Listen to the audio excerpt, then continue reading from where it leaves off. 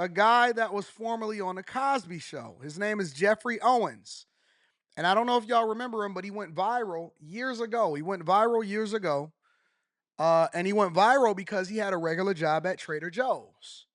And so the question that I have for you guys is, what is wrong with a regular job?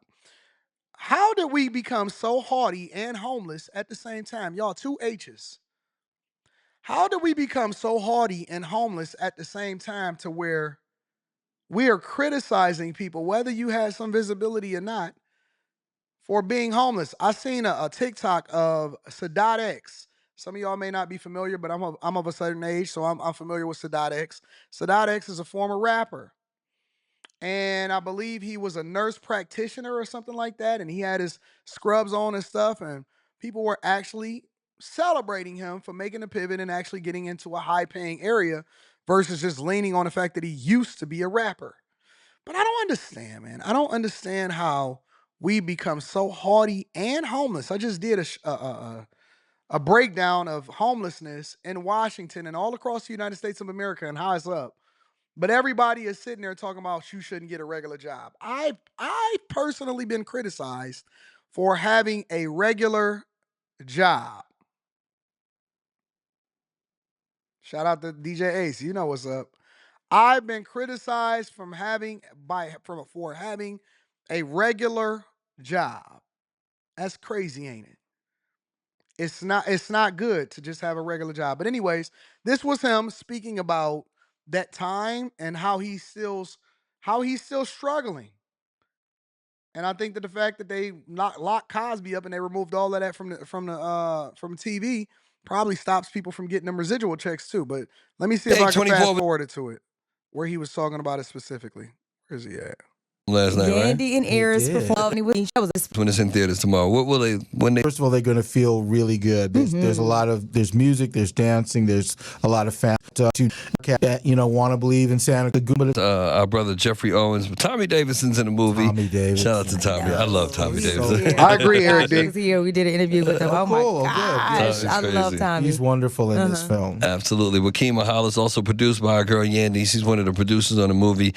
I guess that's what she performed last night. Right. It's called Mr. Sam. More with him. I got questions, Geoffrey. All right. We ain't talked to you in a while. We're very happy to see you. Hey. So we're going to talk to Geoffrey Owens. Bring it on. Come get more of this with me and Meek B right here on the People Station V103. 845, Big Chicken Holidays and Happy Throwback. Owens is our guest this morning. Good to see you, sir. Oh, good to be here. Lots of people will remember him as Elvin from the Cosby Show, which is a show that we all grew up on. Of course. The world grew up on. What was it like just living in that moment or just being a part of that as it transpired? I'm not sure. I was too young to know. They say things are wasted on the young. Oh, wow. It was like my first television job, and I had no idea what I was walking into. When I joined the show, I didn't know anything about the show. I'd never watched it. I didn't know what the characters' names were, who the actors were. Really? Wow. Nothing. I walked in like my character Elvin walked in, like just clueless. You know what I mean? And also, I never paid attention to any of the hype around the show. Okay. I was, on the show, it was like I wasn't really, I came in and out to do episodes, but I wasn't really in that world as much as a lot of my life too much. I was a theater actor. I guess there was some discovery that you were working at a grocery store. Yeah, 6 years ago. People were concerned, or I don't know if they really were concerned, but they were surprised that someone who had worked on the Cosby Show, someone who had been to their appearance so successful, would be working what people would call a regular job. Right. And then there was this whole thing about save Elvin. Save Elvin. Oh no! What was your reaction like to that? Well, it was mostly good, because at first there was some negative stuff about, basically the shaming, the job shaming, like, look, where is he now, kind of thing. So that was a little bit, but then very soon after that, there was all this support and encouragement from all over the world. Nice. everybody was chiming I know. in a positive way, encouraging me and supporting me and giving me work. You know, Tyler Perry, you know, mostly, and eventually 50 Cent and Nicki Minaj. Right. Nicki Minaj sent me money. Yeah, I heard she sent you like, what is it, like, I don't want to count your pockets, but it was a lot of money. She sent me $25,000. Right. So, nice. So I heard that you gave it to a charity. I did give it to a charity. Why you give that money to a charity? Let me tell you why a lot of men, not all men, and I'm not saying it's good or bad, and I'm not saying that it's a wrong answer to this, of why he didn't want to take money from Nicki Minaj is because some men from a certain era or generation, if we didn't get it, if we didn't earn it, if we don't feel like we adding some value into your life, it's hard for us to take it from you. I don't want money just for the sake of wanting money. I want you to be entertained. I want you to see the value in what I'm bringing. I actually want to earn my keep. I want to earn my keep. I don't want anybody to give me anything. I want to earn everything that I have. And so, even though he was struggling or even though he was working a regular job, it's hard for some of us to just take a handout. It's very hard for some of us to take a handout. And we don't feel like if we didn't, I mean, you know, it may not necessarily mean nothing to you, but if we don't believe that we've actually earned it and ran up a bag as a result of it, that's difficult to stomach. It's difficult to fathom. You know what I'm saying? And so, you know, we'd rather give it to charity and earn it the right way. That way, can't nobody hold it over our heads and say, hey, man, you know what I'm saying? But I gave you $25,000. No, you didn't give me anything. I provided a service for it. But if I didn't provide a service for it, then that's completely different than you giving me a handout. And so it is certain men out here that just don't see handouts. We got to figure out how we can add value into your life. Everybody not homosexual. Everybody not couch surfing. Everybody not trying to move in with a chick and sleep on a couch. Some of us is just built a little bit differently, and I respect that from them. You know what? I don't know. Next time. It's like now I'm like, why did you do that? And see, she'll never be able to understand it. She's sitting there and saying, well, why would you do that? Why would you do that? Because you don't know what it takes to be a man. Women can deal with that. Women are built for that. Women are built to be taken care of. Men are built to build things. And so you can't ask him why would he do that because you'll never understand it because you know you're not in that same mindset. charity last week to ask for it. They had used it already. What did? No. You know what it was? It was like at the time, it seemed like the right thing to do. What? At the time, listen. Well, if thank Nicki God. Minaj had hired me. Okay. If she had paid me $25,000 to do something. Right. I would have said thank you for the work. Thank you. I accept. Right. But somehow and by the way, this is not to say that what she did was inappropriate or I'm not grateful for it. It was a lovely, incredible gesture. But at the time, it felt like just being given that money just as a gift just didn't seem right to keep it. I felt like, well, I'm in need to a certain extent, but there are other people that are much more in need of this money than I am. Okay. I was perfectly willing to accept the work, the work that Tyler gave me, the work other people gave me, and but just being gifted that money as charity, at the time, it just didn't feel right. Was it like you felt like it was maybe a handout kind of? Yes. Sort Now, by saying that, if Nicki Minaj is listening, she's I don't want her to gonna see it. No, but it was a handout. It was a very generous, lovely handout. But I wasn't comfortable with that. As I said, if she said, here's $25,000, put on the show or just, whatever.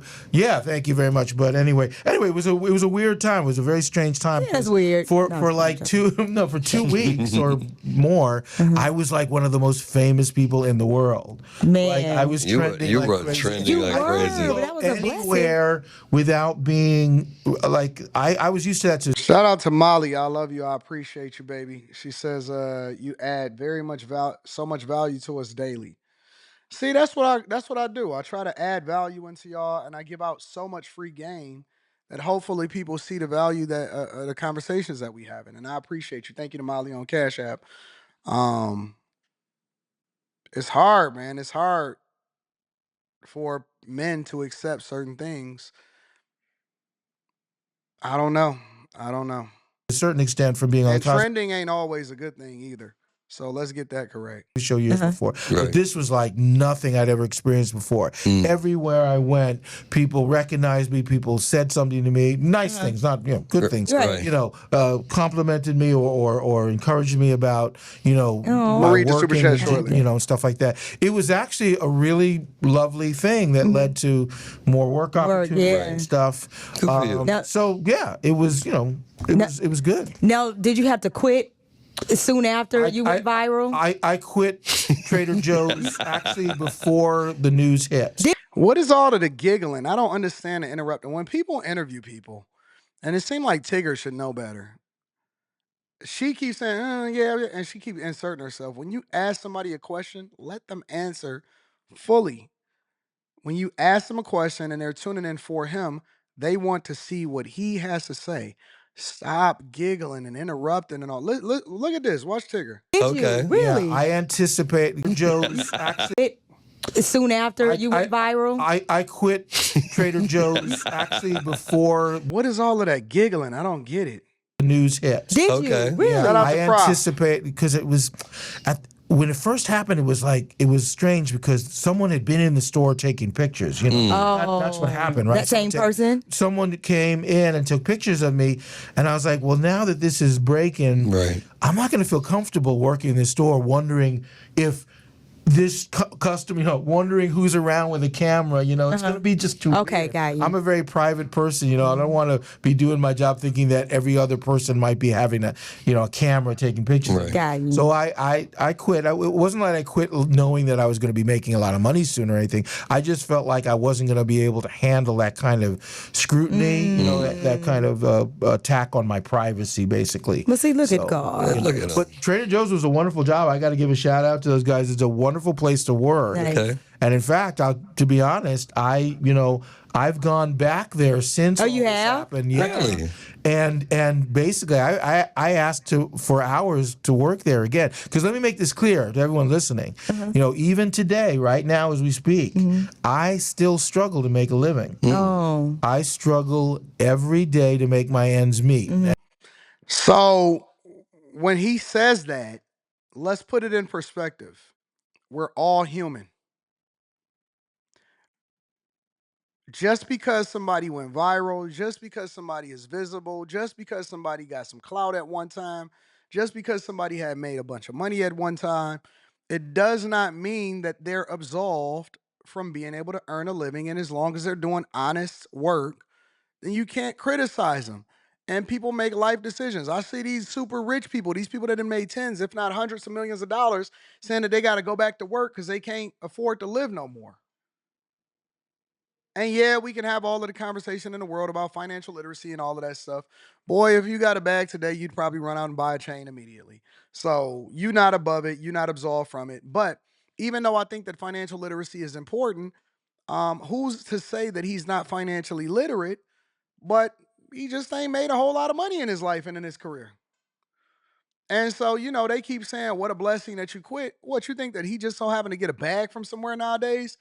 That he don't have to work every day and grind and hustle? And I don't understand where people get this haughty thing, like this spirit. Like everybody got to work in one way or another. Everybody got to add value. Everybody got to do something to generate revenue and income so that they can feed their family and, put a roof over their head. It's the reason why we just did a show where a lot of the content was based around homelessness and why homelessness is still running rampant. It's that pride. It's that ego. It's too much. It's just too much. And people can't get their heads around that because they see me in movies, whether it's Mr. Santa or, and I'm on Papa's House on CBS or, all TV shows I've done. All Get that your stuff. bread, big dog. People have the impression that, well, you're making a lot of money. What's the problem? Why would you have financial troubles? They don't understand the specifics of how my industry works. Right. They don't understand the salaries, the pay scales. Well, the a lot of people would individual- imagine that you had those wonderful residual checks on the Cosby Show. Right, which were never particularly wonderful for me. Okay. Oh, wow. Remember, because I was not. You were on- here and there. I was here and there, Okay. right? I did maybe 20% of the shows. Okay. You know what I mean? Plus, the show went off away did. for a while because of what happened with Bill. Right. So all that was gone. You know, people have a false, impression of what the average, what I call middle class actor makes, Right. And their ability to make a living in the industry. So that's what drove me to work at Trader Joe's to begin with. But I, honestly, I'm not much better off now than I was then. Really? You need to call Nicki and tell you get that money back. Don't tell Nicki. Nicki! And listen, you just want to work. I'm not Yeah, complaining. just wanna work, I'm not yeah, complaining. I'm yeah. grateful for the work I have. Right. Yet Humbleness. I work more than a lot of people do, right? So I got to keep perspective. But the fact is, I struggle every day to make my ends. I have certain expenses. No one has to know what they are, but everyone has expenses. Right, exactly. Everyone has needs and stuff like that. So it's tough. I'm just saying, when people say, oh, you must be making. People see me on the subway. They're like, "What are you doing on the subway?" I'm like, What do you think? What do you expect?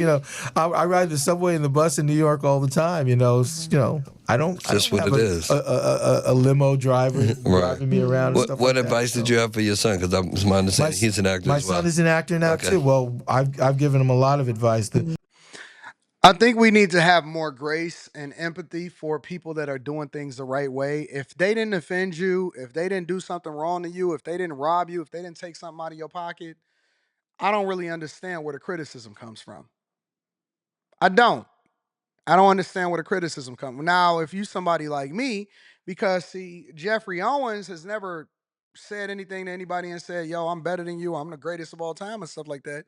That's one thing. But if you somebody like me, and I talk big junk, I talk big junk. You know what I'm saying? You can hold me accountable and you can criticize me if I go broke. Because I always say that I'm not going to go broke, but I put myself in that position. But for most other people, for 99% of the population, they don't say that. They don't market themselves like that. Now, whatever it is that I say online, I need to be accountable for. But that's why I'm going to continue to run up a bag, and that's why I'm going to put myself in a position where you can't say nothing and you can't have no excuses. However, but for regular, everyday people, I don't care what you do. If you go get a regular job, if I see you working at Kroger, if I see you working at Trader Joe's, if I see you working at Aldi, I don't care. Hey, man, good for you, bro. That means that you being productive and you running it up. You being productive and you running it up. We got to respect the institution of grind, man. And let me say this too. Sometimes, a lot of times, it ain't that people broke, is that they trying to extract the most value out of their time. I tell people every single day that if I had the capacity, because I got too much opportunity right now. Let me not say that out loud. I have a whole lot of opportunity right now, so it doesn't make sense for me to. But if I seen a carving or a niche or something where I believe, oh man, shout out to my girl R Streets. Says great year, great end of the year bonus. Thank you for your motivation. Thank you, R Streets. I absolutely love you and I appreciate you. Shout out to you and all of y'all, all my bag chasers, all my ladies always taking care of me, right?